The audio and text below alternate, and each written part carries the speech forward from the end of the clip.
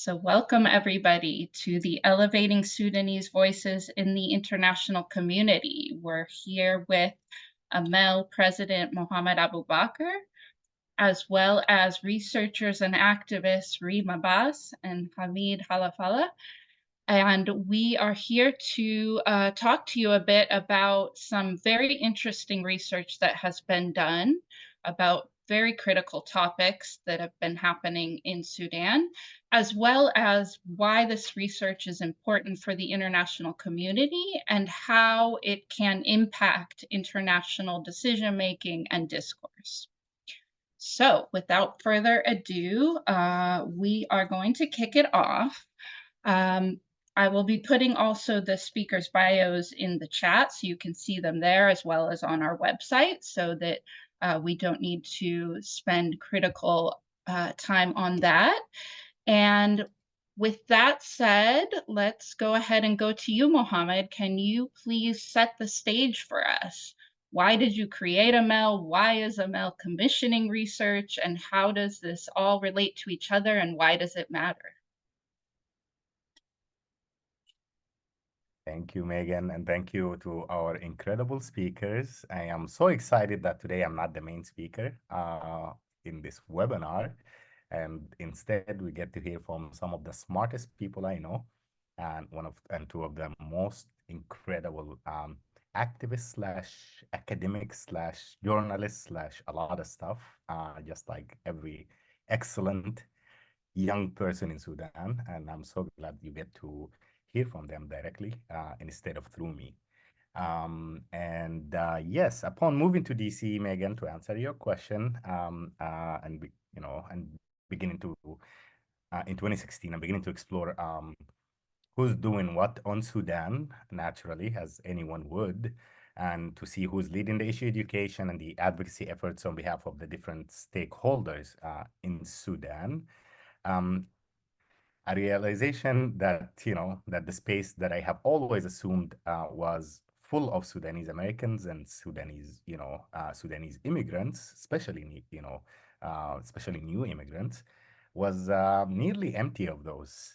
Yes, sure, there were here and there few Sudanese nationals working for some of the organizations doing this work, but primarily there was a lack of actual Sudanese leading the work. And yeah, that was really disheartening to see. I could have needed one hand to count every Sudanese that had any input that is related to shaping policy of the United States vis-a-vis Sudan and an actual impact on the bottom line.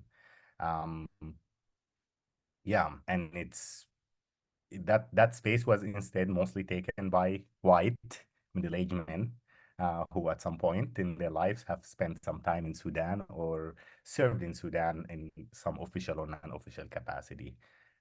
Even worse, that realization, expanded to knowing that this problem is not endemic to Sudan policy space in Washington. Virtually every single policy space on Africa and the Middle East is occupied by very similar profile of middle-aged white men. So no wonder why, the U.S. Uh, policy vis-a-vis the MEA region, the Middle East and Africa have always felt off and always felt completely tone deaf and divorced from our reality, our lived reality and experience. So even before Amel's statement, mission statement was formulated, I knew I wanted to, drown those voices as much as possible and replace them by as many genuine voices from actual Africans and actual Middle Easterns from, the countries and, who are definitely would be much better poised to formulate more nuanced policies and policy positions for the United States to take, backed by knowledge and by meticulous research that can only be done by somebody who's, has a native connection, who know how to navigate, the reality of the state they came in. So in short, why did I create ML? Because I was outraged for the most part. But yeah, the research, to answer your second part of the question, the research paper that we commissioned here from these incredible researchers is a continuous fulfillment of of an objective and raison d'être for Amel to exist, which is weeding out all the middlemen between those actually on the ground doing, and first of all, first affected by the decisions made by policymakers in places and hubs of power such as DC, such as New York, for the UN, Brussels, Geneva, and Addis Ababa, and to try to, make that connection free from middlemen as much as possible. And also for advocacy with regional actors who are have vested interest in certain outcomes by any means necessary. So getting those also to fall in line takes a lot of work and take a lot of genuine um, advocacy that can never be achieved by traditional advocates. So we need that native connection so much more than we think. Absolutely. And this was vital when we first started AMEL in 2016-17, and it became even more vital when the war broke out in April 2023. So that prompted us to commission some wonderful activists and researchers to write papers on some of the critical issues that were happening during this war in 2023 that is still ongoing and is causing horrific displacement and devastation to entire populations of Sudan. So now let's hear a little bit more about that research, about some of the topics that have been looked into. I'm going to ask Reem to share with us. What was your research about? What did it explore? What were some of your main findings? What can you share with us today? Thank you, Megan, and thanks everyone. And I would like to thank the attendees for being here. So the paper I wrote is called War on Women in Sudan, Sharing Experiences of Displacement, Violence, and Personal Struggles. So the initial, talk I had with Emel was to basically write a paper on women and how they are dealing with the war in Sudan. But before I start, I want to just kind of give you a definition and tell you how I started conceptualizing the paper. So in their paper, Gamlin and Hawkes defines structural violence as violence between the powerful and against the powerless. If we conceptualize masculinity, especially militarized masculinities, which are very common during war, within this larger framework, we understand that structural violence is there to reinforce gendered roles through exploitation and institutionalizing repression. And why am I saying this? Because I wanted to understand not just war and how women are impacted by it, but I really wanted to really just go deep into the slogan of the personal is political, and understand war through the personal experiences and stories of Sudanese women who I saw as being faced with consistent or constant structural violence. And this violence has always been supported by a social, economic, and political infrastructure. And then, of course, then you have a full-blown conflict that came into the picture. I think for Sudanese women, war has been a constant reality. I mean, since 1955. But the latest conflict that began in April 2023, which people don't like to refer to it as a civil war, but it does have the characteristics of a civil war. This war has impacted millions of people, of course. Half of the country, at least, is impacted by this war, leading to mass displacement and many things. And it's really about this war upended the lives of women, robbing them of personal safety, robbing them of their economic, security, and putting them into a situation of perpetual vulnerability, basically. So everything was affected, all the dynamics that they worked so hard for, whether it's educational opportunities, economic opportunities, and political participation, all of a sudden became, challenged, contested due to the new circumstances created by the war. So like I said, I wanted to move beyond the official and nuanced statistics, of like how many people died and what happened, right? And how many people were displaced.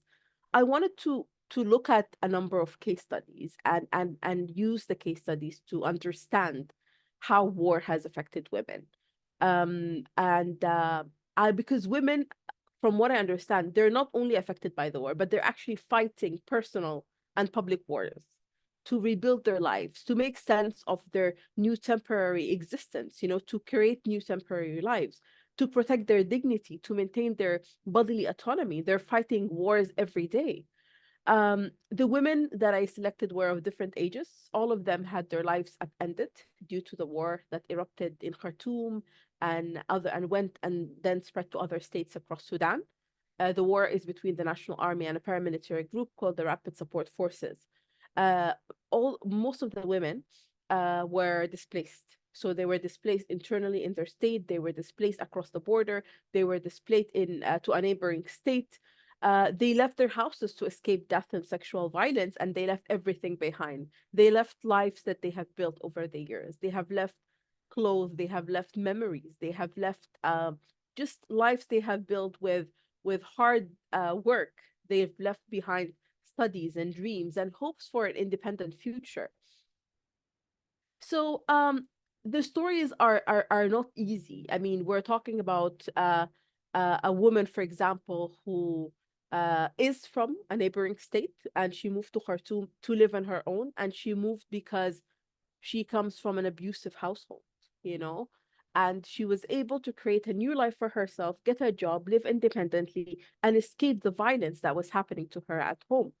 All of a sudden, she's in a situation where the war started. She has to run for safety. She has to go back to her household where she started facing violence again, physical violence, verbal violence, and so on. And this time, she can't do anything about it, and she has nowhere to go. And she cannot even challenge what is happening to her because she lost her income. And this is one of the findings of this paper, is that when you lose your income, it's very difficult for you to challenge your situation. It is very difficult for you to just kind of to navigate basically the social dynamics that are happening. So this is one of the findings. Another findings is, and which is connected to it, is how Khartoum was central in just shaping the opportunities for many women, because there was a specific or a relative level of freedom that gave women a chance to kind of disappear into the city, and of course the independence that some women had, as they reported to me, was not easy. I mean, it is independence that they paid dearly for, through standing up to the community, through taking part in the revolution, through political struggles. So in this setting, women were able to, go to university, make choices about their lives, plan for their future, live independently in some cases, and also it managed to take to basically make decisions and be accepted. So for example, being a divorced woman and a single mother in the context of Khartoum was different than being a divorced single woman and mother in the context of a small town in Sinnar state, in the southern part of Sudan. So and those are the dynamics that women had to live with, that they were accepted in a community, and then all of a sudden they went to a community that they belonged to, you know but they were not accepted there because of the choices that they have made. Another thing is also because in many places where women became displaced to, their lives are scrutinized, so they're under a lot of scrutiny. Their daily existence is kind of scrutinized, and of course they're in a situation where they're dependent on families for survival. I found it interesting how middle class women who had stable jobs in the private and public sectors are less likely to pivot. They're unable to navigate new markets, because their skills do not fit into their new context. So for example, some women who I've interviewed who worked in banks, who worked in private companies, were completely unable to basically navigate the new job markets. But women who had their own kind of businesses from home, for example, a woman who sold accessories, through a Facebook group, was able to kind of restart her work. Yes, it's not easy because you're basically dealing with a new network and you're dealing with new clientele, but she had an opportunity to pivot and to find new opportunities within this new market. But women who had kind of skills that were very much tailored to a specific kind of office job were unable to do that. And of course, because in many of the places where women were displaced to, especially smaller towns and villages, women don't really have a lot of choices. It's either you're selling something from home, like a food item, or you are selling something in installments. So you're bringing something, whether it's shoes or bags or any item of clothing, and you're selling it in installments. And of course, this requires a very specific kind of skill set where you have to be able to read the market, you have to have the networks, and so it's very interesting. And I think women were also learning new things about themselves, and they were also learning things. And one of them told me, I wish I had skills to do something with my hands, I would have kind of found something to do, but I don't have the skill set. Um, Nuclear families versus extended families. Of course, we're talking about, Khartoum as a major city where in recent years, most families have moved to a nuclear family settings where you have the parents and the children, or so it's a smaller kind of unit. You go to rural areas or states and villages, and you find the setting is most likely an extended family settings. And in this kind of settings, you don't really have a lot of choices because from the minute you step into the house, you're basically, taken to the place where you're supposed to do work. So even the setup of the rural house itself is meant to isolate women, right? Because you have the women on one side, the men on one side, and then when you're there, your everything revolves kind of around being in the kitchen and being able to support and being able to help. And of course, if you're a displaced woman, especially from Khartoum, and people know in that town or in that village, everyone wants you to do something for them, right? Because you're displaced, you have nothing to do. So in this extended family household, you learn that your aunt, your distant relative, everyone has a chance to basically influence and be part of your decision making. Um, Also, like the stigma and harassment against women, especially coming from Khartoum, who are seen as loose, because of sometimes the way they dress, who are seen as vulnerable and in need of money and protection. So they are targeted when it comes to harassment. They continue to be called out in different areas. And it's basically it's more difficult for them to find jobs and accommodation and so on because they are more likely to be exploited. And this is not the case for, men who are coming, from Khartoum, who are seen as like having more skill sets, for example. And like I said, the discrimination against single and divorced women. When it comes to one of the cases, like I said, is a divorced woman who went to Sinnar, and a lot of the stigma and the problems she faces is because of this, of the fact that she's a single mother. Also, and you do get discriminated against if you're single. So if you're a single woman in your late 20s and 30s and you're unmarried, then you are basically not accepted as much by the society because marriage gives you a huge social prestige. The other thing is also like the job market, for example. So men are more likely to get jobs and be able to rent than women, because like I said, the women are more likely to get exploited. So I want to just kind of end by just reading just part of a case study with a woman. Um, and this is the woman who left because she doesn't feel safe around her family, and she ended up going to them. She's a young woman who works in the media industry and who chose to live an independent life to protect her mental health away from Al Jazeera state where she's originally from. She worked in Khartoum and lived on her own for years before she was forced to move back to a place she feels no belonging to.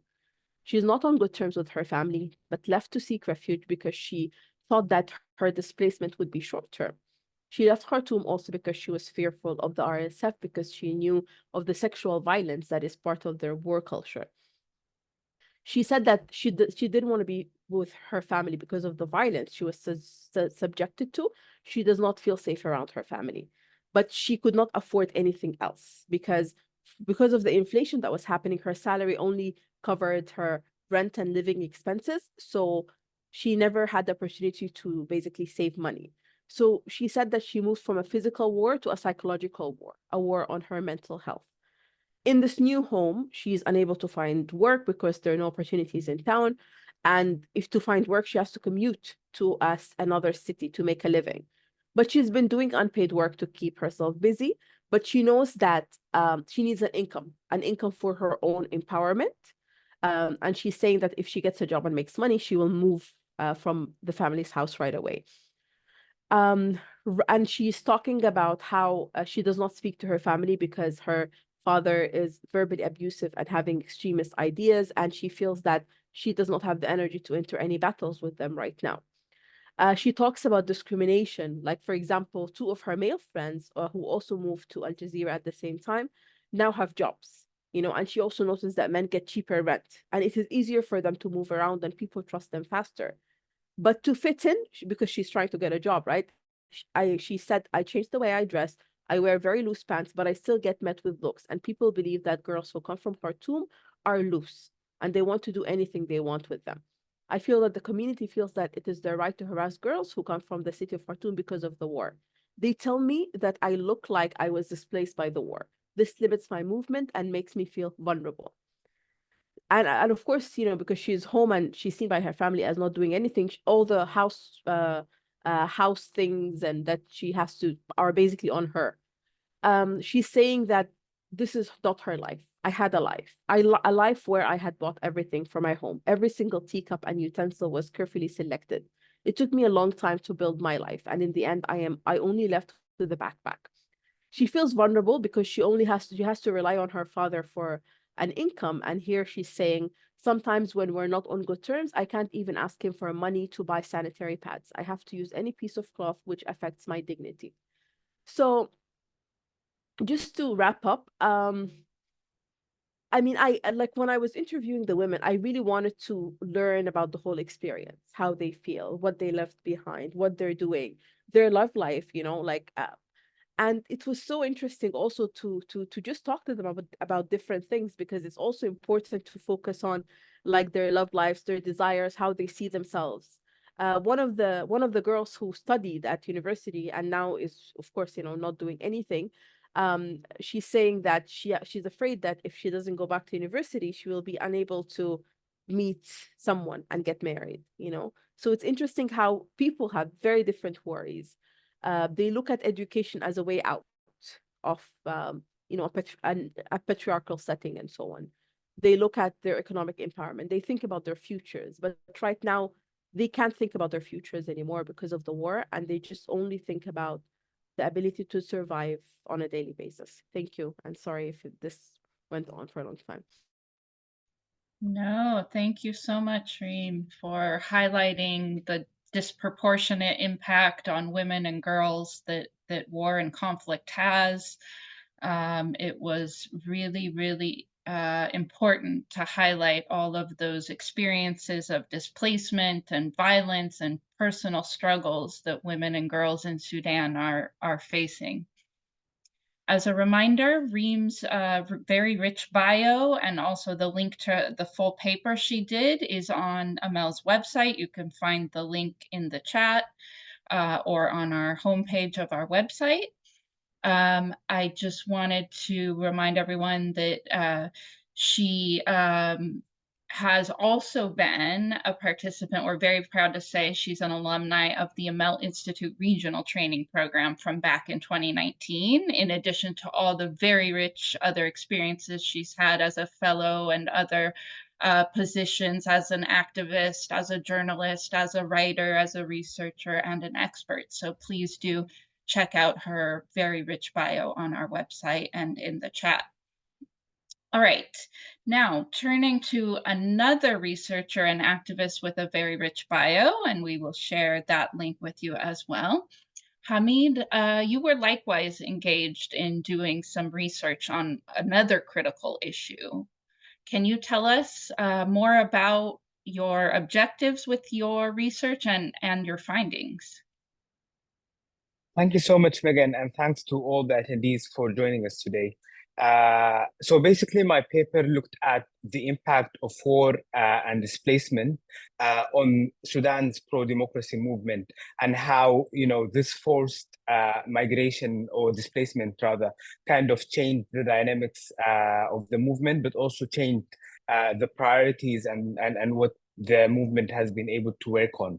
I mainly wanted to see how do members of the movement navigate this new reality and kind of try to balance between remaining true to the movement's objectives and so on, but also responding to the current context and to the changes in the context after the war, and also to kind of be able to support themselves and their families. And with the current grim reality in Sudan, and particularly after the horrendous atrocities and difficult circumstances that Reem just highlighted, particularly for women and girls, I think it might be difficult to think about the day after, or for us to imagine a day where guns are silenced in Sudan, and we can think about rebuilding the country. But I think it's also important that we keep that at the back of our heads, so that we're not faced with a very surprising context and circumstances once the war is over someday soon, hopefully. So this is basically what I was trying to look at. So I interviewed members of the movement, or the pro-democracy movement. And, when we say the pro-democracy movement in Sudan, it's a very loose term that could include so many different groups and so on. But I have particularly focused on the resistance committees, whom I would argue are the heart and soul of the democracy movement in Sudan. So interviewed members who have been basically displaced inside Sudan and also outside Sudan. Those whom I've interviewed initially some of them were displaced from Khartoum to Medani. After I interviewed them and wrote the paper, they got displaced again from Medani to other places. So the impact of the war on the movement is changing as the war unfolds every day. And with almost 11 million people being displaced, particularly in urban areas, you can only imagine how that is impacting the democracy movement that is mostly central to urban areas, and particularly to Khartoum, where the war erupted, but also how Khartoum was central to our civic spaces and to our political discourse in Sudan. But also, before looking into the impacts, I think it's important that we discuss the context in which the war occurred, and to kind of try to find a narrative that kind of represents the movement and its struggles and so on.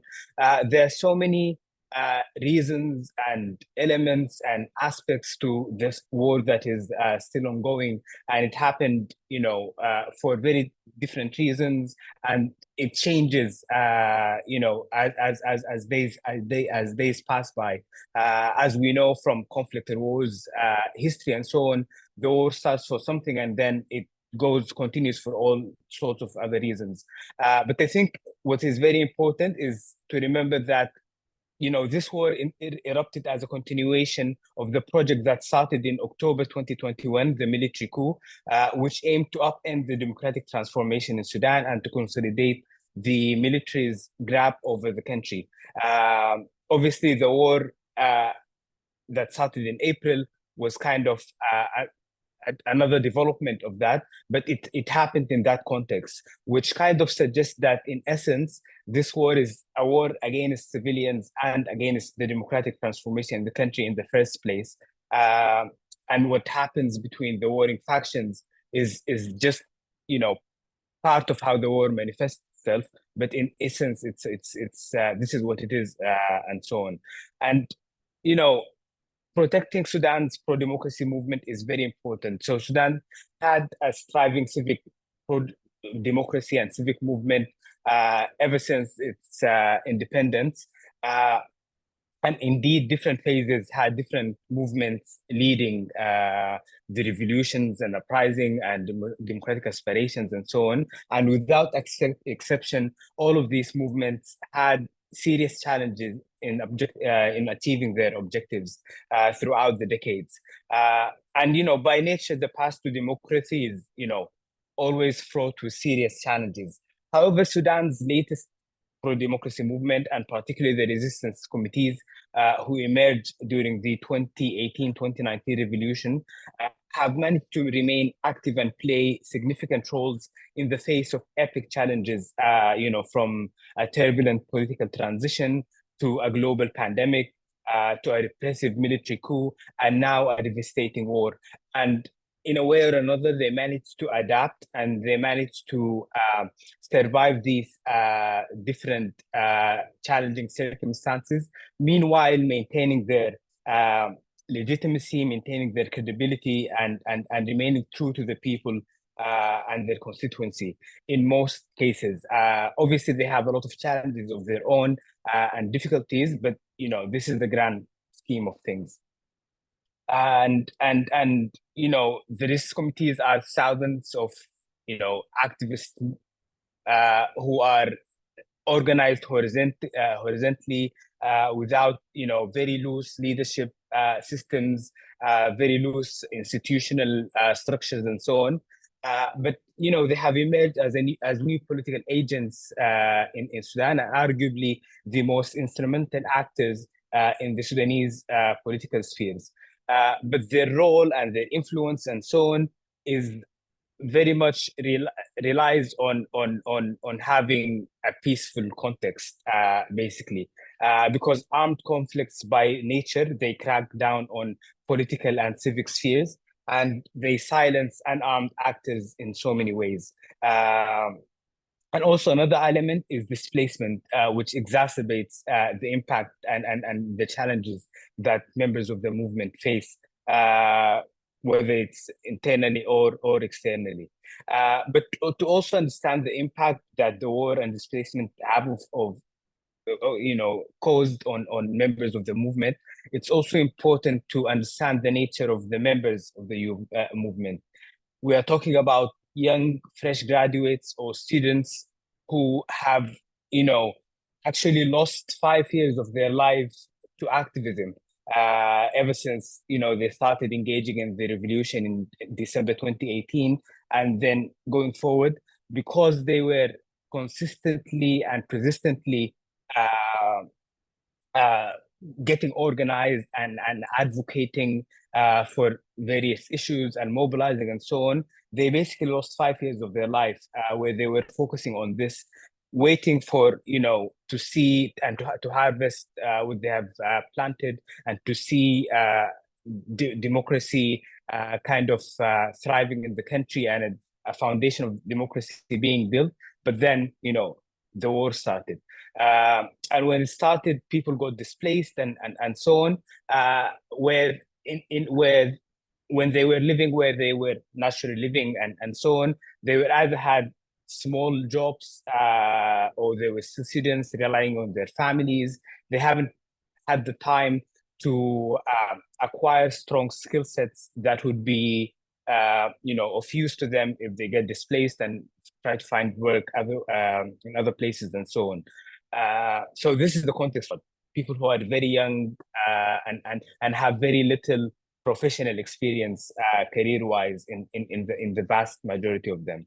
So after displacement, they're, like all other Sudanese in the country, facing a very dire humanitarian situation. And that kind of made them shift their priorities to address the pressing needs arising from the crisis, particularly, with the very limited support that is being provided by international aid agencies. So they've established the emergency rooms, which support citizens on ground. In many cases, the only organizations supporting citizens on ground with food, healthcare, etc. But what they're also facing is targeting by warring parties. Both of them, the Rapid Support Forces and the Sudanese Armed Forces, have arrested, intimidated, and threatened hundreds of activists and kind of tried to intimidate them to support one group over the other and so on, which caused deep polarization within the movement and is kind of breaking it.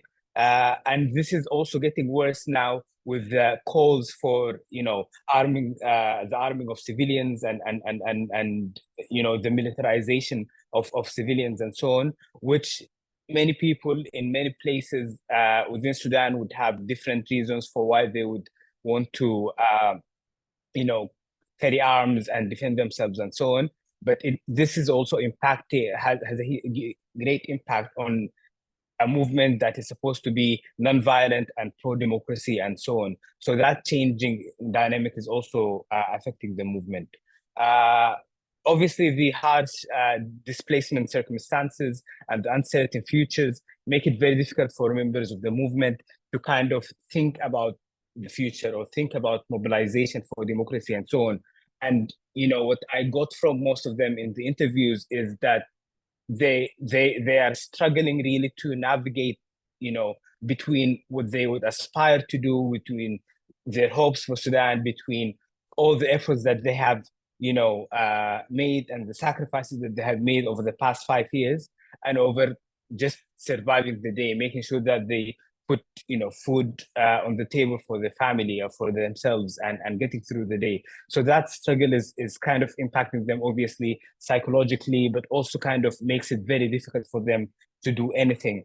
Financial difficulties, which also Reem spoke about in detail in terms of how it's impacting women, and to a very good extent this is kind of the same that I got from the members of the resistance committees that I spoke to as young,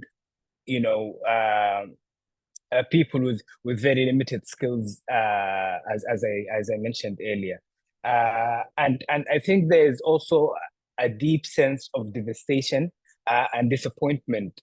One of them said, they feel like the war pushed them back to the place, before the revolution and before 2018, and took them back to square zero, and as if everything that they did for the past 5 years went in vain. So they don't have any motivation to continue advocating or mobilizing for democracy, and that is not a single member's feeling, but it's quite shared across many of them. One of them said, when they fled from Khartoum, this particular member lived in Khartoum.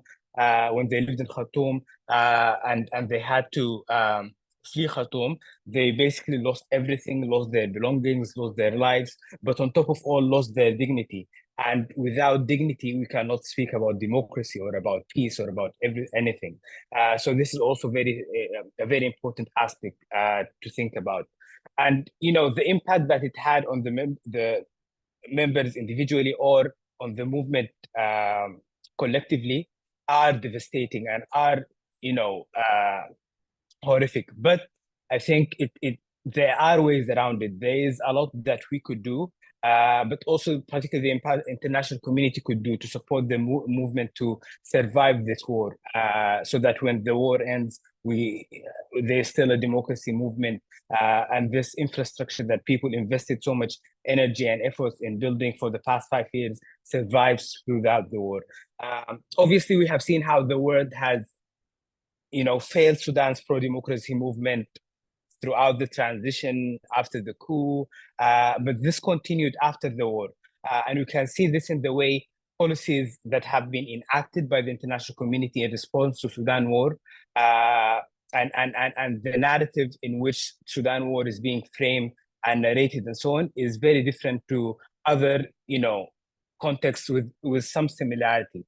And in my paper, I tried to briefly look at the contrast in response to the war, the invasion of Ukraine and the war in Sudan, and both wars do have this democracy aspect, and so on. But every time you read about the war on Ukraine in the news or in the international Western governments' statements and so on, they keep on reiterating the aspect of democracy and how this war is about democracy. When you think about Sudan, the element of democracy and the struggle of Sudanese people for democracy has been completely overlooked, and the democratic origins of the current war are underrepresented. in the current narrative, in the global discourse, particularly. And I think this is quite problematic because it influences the processes and the response that different governments would have. For instance, after the war in Ukraine, there were a lot of policies and support given to the Ukrainian civil society, to Ukrainian activists, to make sure that they continue their activism, so that their voices are not silenced, and that they're not dismissed from the global discourse. In contrast to when you think about Sudan, none of that has been made available, and that is quite problematic. As I will repeat this again. I think the conflict in Sudan cannot be separated from Sudan's long-standing struggle for democracy. It's very important that we focus on this narrative and we keep repeating it, because, as I said, it influences policy making, and it influences other countries' response to the war in Sudan. And I will end by also one thing that one of the interviewees mentioned to me, which reiterates how this is a war against democracy in Sudan and against civilians, where he said that the warring factions are fighting two wars in parallel. One war is a power struggle between themselves, between the IE, between the RSF and SAF, but collectively they're fighting a war against us, the democracy movement, the Sudanese civil society, or the Sudanese political groups, and so on. And this kind of emphasizes this point. So there's a pressing need for the international community to prioritize supporting Sudan pro-democracy actors and empowering them to play a key role in shaping the country's future. And this has to start now, because honestly, I think, from my opinion, if we are to save Sudan's future after the war end, we must save Sudan's democracy movement, and particularly the resistance committees. I will end here. Thank you so much, Hamid. Thank you for all your excellent work highlighting the impact of the war on Sudan's democracy movement. And just to reiterate that this democracy movement really is historic in the truest sense of the word. It will go down in history as one of the world's most impactful mass social movement that mobilized millions between 2019 and the outbreak of the war, and then even after the war broke out, as you mentioned, the activists, many of those activists turned their attention from activism focused on democracy to activism focused on the very dire humanitarian needs that are facing everyone in the country right now. So even though the democracy movement has been interrupted, the civil society that was driving it is still the ones who are on the ground doing the most important work right now in Sudan. So thank you for highlighting all of that and for all of your great research and work. As a reminder, everyone, you can find Hamid's bio and the link to his full paper on our website. We're sharing the links in the chat, and you can find all of his great work there. All right, so turning back now to Mohammed, why is this kind of research important for the international community? And how has it been, or should it be leveraged in international issue education? Well, in my head as an advocate, navigating different institutions, different governments, I'm talking to institutions and governments that inherently don't want to deliver what I'm asking for. So that is how these institutions are set up. Even in the freest of societies, institutions are set up in a way to put you as an adversary, and try as much as possible not to deliver what you're asking for, be it access for these activists affected by war, or the women who are especially affected by the war, given a priority to access refugee resettlement, or even protection from deportation in, again, even the most free societies. For example, when I go to the Home Office in London trying to keep Sudanese from being, deported or given access that was granted easily to Ukrainians, and especially Ukrainian pro-democracy activists that Sudanese never gotten. I may have sympathetic ears, but the way the institution is set up is to inherently not grant me that because it's not politically expedient. The way to force the arms of institution of that kind is to give them the the compelling evidence and need an update to their the update needed to their knowledge on that state or this state in their hand, because waiting for the government to automatically update. I'll tell you this: in London, even in 2023, the latest update on how to treat refugees coming from Sudan is, I think, from 2017 or something like that. Yeah, I remember this very clearly because I was shocked. Like, we have been through a roller coaster of situations since then, and yet we still treated on the basis of that update.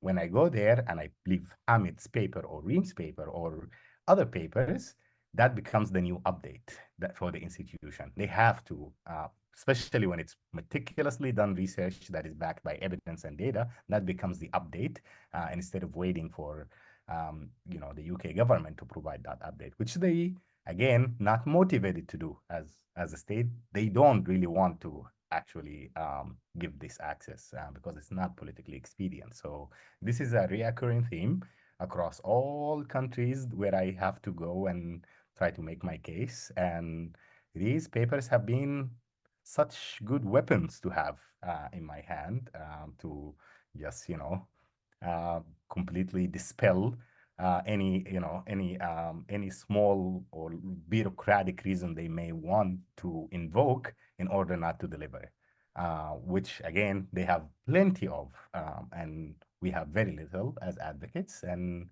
yeah, these papers have been a tremendous help in doing exactly that.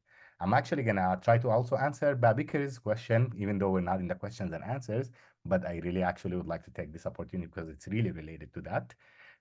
He asked, on insights on initiatives taken by Amel to encourage U.S. government to assume prominent role in addressing the crisis in Sudan, and mentioned that there have been requests by Kane, by Senator Kane and Warner to try to urge the administration to appoint a special envoy.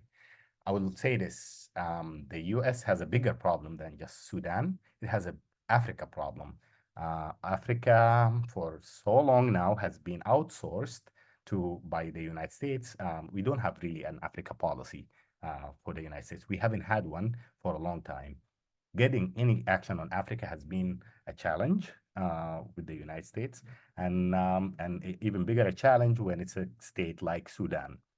However, I would say this: even that letter, even the letters that came about in the last, actually since the revolutions, required required a lot of push by Sudanese diaspora advocates as well as allies of Sudan, and the U.S. is still quite hesitant, but they have changed a lot how they approach Sudan. Um, One of the reasons was, again, there is a lot of theory around Sudan, not a lot of papers like this, not a lot of research backed by actual data points, verifiable sources. Um, One of the papers that I leveraged quite well, that have been commissioned along Reem and Hamid's, was one on regional actors, that the very same actors that the US actually rely on as a way to outsource their responsibility to Sudan, and just presented evidence-based, research on why the US shouldn't. If you're wondering why the US has been moving more actively lately, it has everything to do with that. Evidence is submitted to the United States on complicity of regional actors they rely on all the time to carry their work on Sudan. So yeah, that is Babikir, result of a lot of, and it's good to see you again. Haven't seen you since the launch of ML. It's been quite hard work by a lot of diaspora Sudanese, by a lot of researchers like the wonderful people you have here, to make the case for the US to take an action, it has been so lazy and trying as much as possible not to do, which is to have Africa policy and have a Sudan specific policy. Something that, again, did not seem expedient for the United States for so long, politically expedient. So, but now it is actually moving. It's making small progress, but it is progress nonetheless.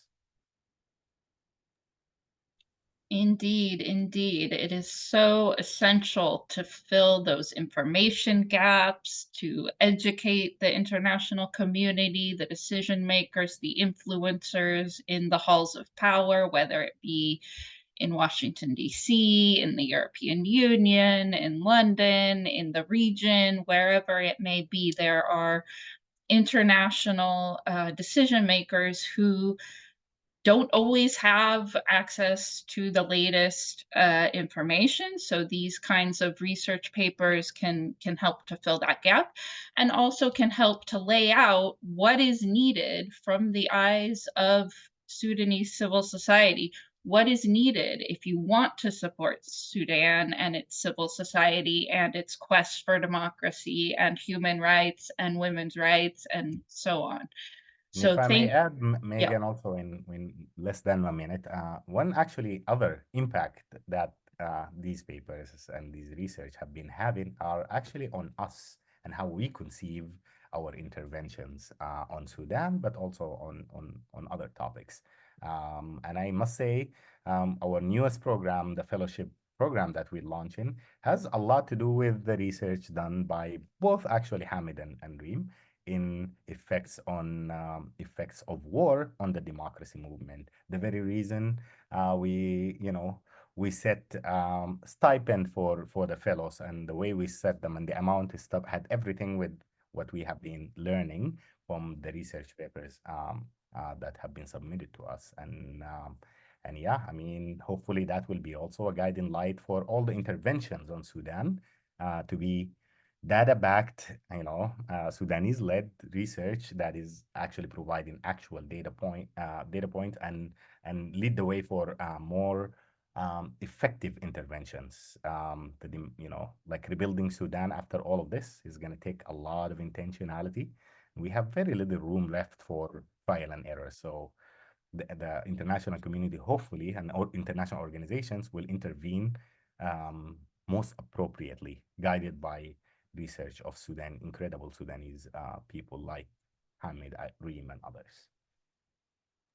Indeed, indeed. All right, we've got a question in the chat from Radwan who asks, don't you think political parties were somewhat pragmatic to very quickly negotiate power with the military council while young people and women were still in the streets fighting for democracy?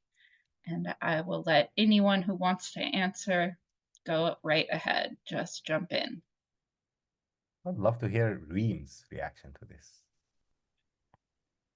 I mean, I think this has been a very difficult journey. I mean, I agree with you, that I mean, this did make sense, right? Because in 2019, at some point in April 2019, the people of Sudan had the upper hand. The military generals were scared.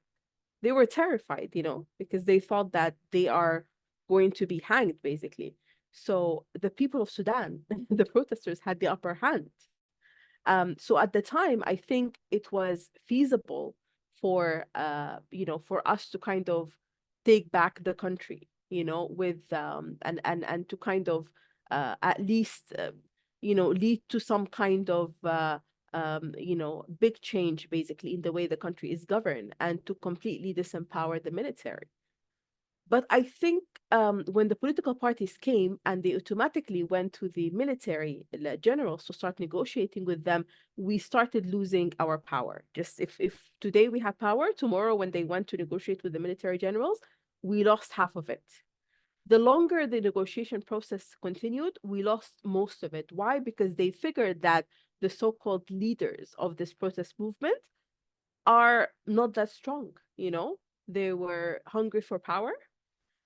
They were completely high on this idea that they will finally be part of the government. So I think I think the military just realized that, those people, we can negotiate with them.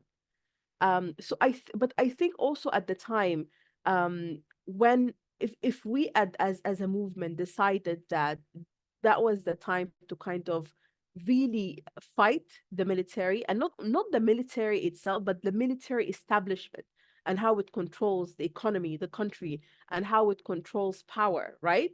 I think this would have been the right time because we were united.